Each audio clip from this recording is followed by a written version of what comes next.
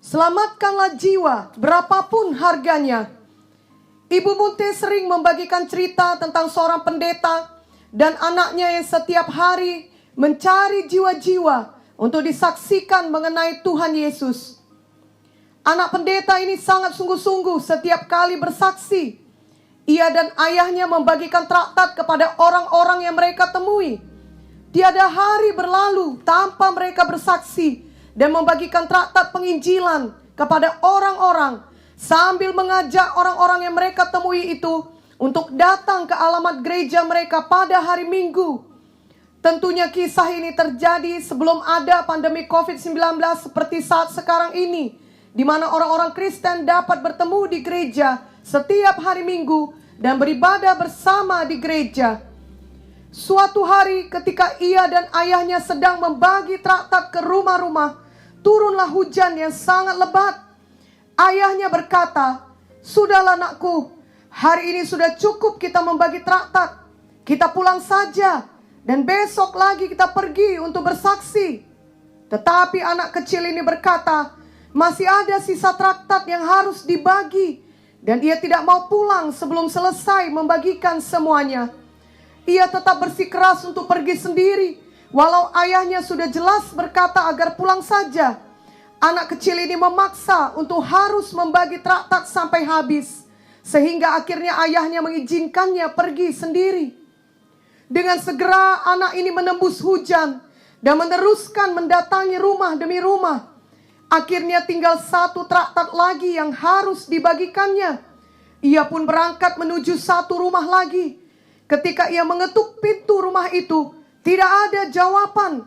Ia ketuk lagi dan tetap tidak ada jawaban dan tidak ada yang membuka. Ia tidak menyerah dan mengetuk lagi untuk ketiga kalinya, namun tetap tidak ada jawaban. Anak kecil ini tidak mau pulang sebelum membagikan semua traktat. Ia akhirnya menyelipkan traktat tersebut ke dalam rumah itu dari bawah pintu.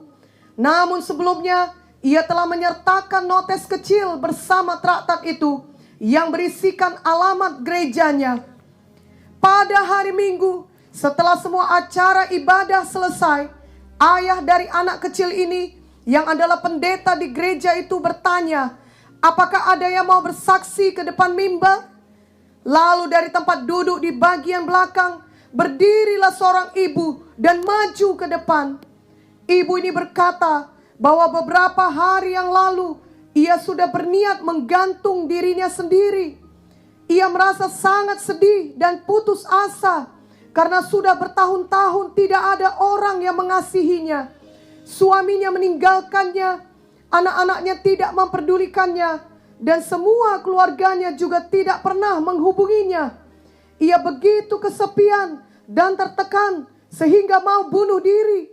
Ibu ini sudah menyiapkan segala sesuatunya dan sedang berada di atas kursi.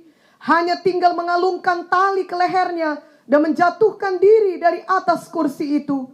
Namun kemudian ia mendengar sebuah ketukan di pintu. Ia sangat heran karena selama ini tidak ada orang yang mengunjunginya. Ia lalu berpikir, mungkin itu salesman. Bila tidak dibuka, tentulah akan segera pergi. Namun ketika ia hendak menggantung diri lagi, ia mendengar ketukan lagi dan itu membuatnya berhenti sejenak. Tapi ia masih tetap di atas kursi dan berpikir biarkan saja. Pastilah nanti ketukan itu berhenti sendiri. Tapi kemudian untuk ketiga kalinya ia mendengar ketukan dan kali ini ketukan itu sangat keras sehingga ia begitu terkejut. Dan akhirnya turun dari kursi sambil berpikir, siapakah orang yang begitu memaksa mengetuk pintu rumahnya? Bukankah selama ini tidak ada yang memperdulikannya? Ketika akhirnya ia membuka pintu rumahnya, ia tidak melihat siapapun. Namun ia menemukan sebuah traktat dan alamat gereja di bawah pintunya. Ia membaca traktat itu dan menangis ketika ia mengetahui bahwa ada seseorang yang mengasihinya, yakni Tuhan Yesus. Tuhan Yesus telah mati bagi dia. Tuhan Yesus menebus dosa-dosanya. Tuhan Yesus juga tidak pernah meninggalkannya. Ia berkata bahwa ia sangat bersyukur untuk malaikat yang Tuhan kirimkan ke rumahnya pada hari di mana ia mau bunuh diri. Karena ketukan itu, akhirnya ia mendapat pengharapan dan tidak jadi bunuh diri. Dan karena ia membaca ada alamat gereja, itulah sebabnya ia datang ke gereja pada hari ini. Banyak orang di gereja itu begitu terharu mendengar kesaksian dari ibu itu. Pendeta gereja itu juga menangis dan membawa anaknya yang masih kecil ke mimbar dan berkata kepada ibu itu bahwa inilah malaikat yang telah Tuhan kirim ke rumahnya. Pendeta itu lalu bertobat dan berkata pada jemaatnya bahwa mereka semua harus meneladani keteguhan anaknya dalam membagi traktat. Ia sendiri langsung menyerah ketika hujan turun, tetapi anaknya memaksa untuk terus membagi traktat sampai habis. Dan Tuhan memakai anaknya untuk menyelamatkan jiwa, yakni ibu tersebut.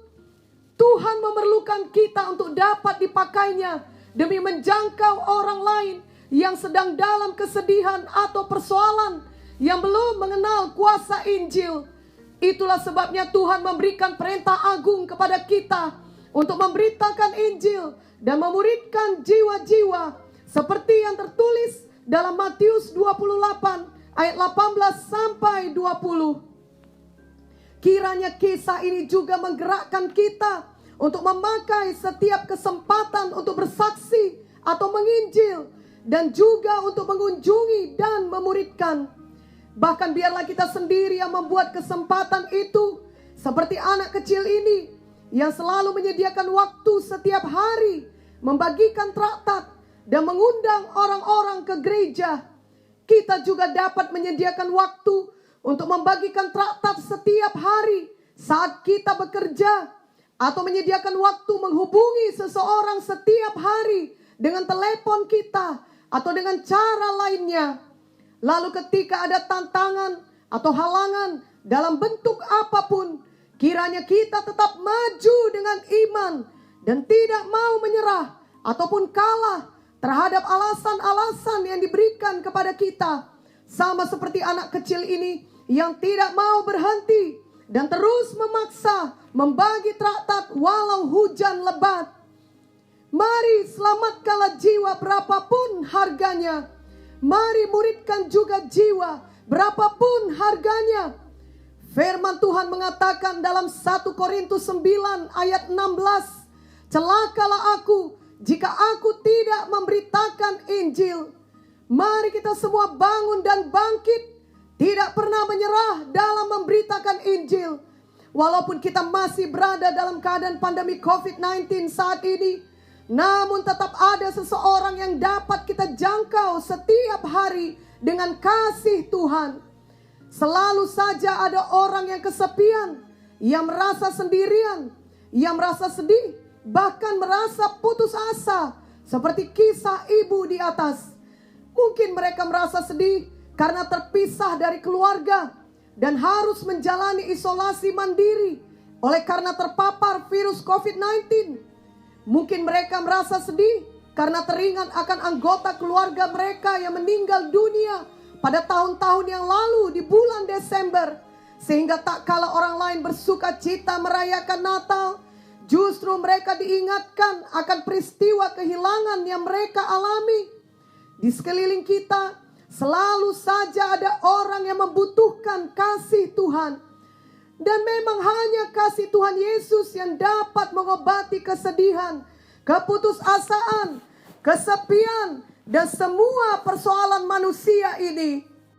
Hanya di dalam Tuhan Yesus ada sukacita sejati, ada jawaban, ada penghiburan, dan ada kekuatan.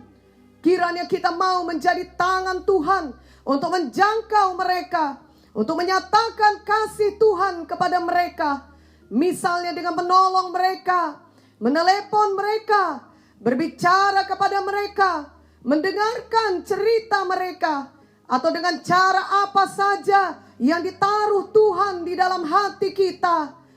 Walaupun masing-masing kita juga tentunya masih memiliki persoalan, namun justru di saat kita memberikan waktu kita dan hidup kita untuk menolong persoalan orang lain, Kerap kali kita sendiri akan diberkati, akan merasa sukacita, bahkan akan memperoleh kekuatan dari Tuhan untuk menghadapi persoalan yang kita alami itu. Jadi janganlah kita membuat alasan apapun untuk berhenti menyatakan kasih Tuhan, atau berhenti memberitakan Injil yang berkuasa menyelamatkan hidup banyak orang. Mari selamatkanlah jiwa, berapapun harganya. Dan setelah itu marilah kita mau memuridkan jiwa-jiwa, sehingga mereka bertumbuh menjadi dewasa rohani, dan kelak dapat menyelamatkan, bahkan memuridkan orang lain lagi. Amin. Selamat Natal dan Tahun Baru 2021.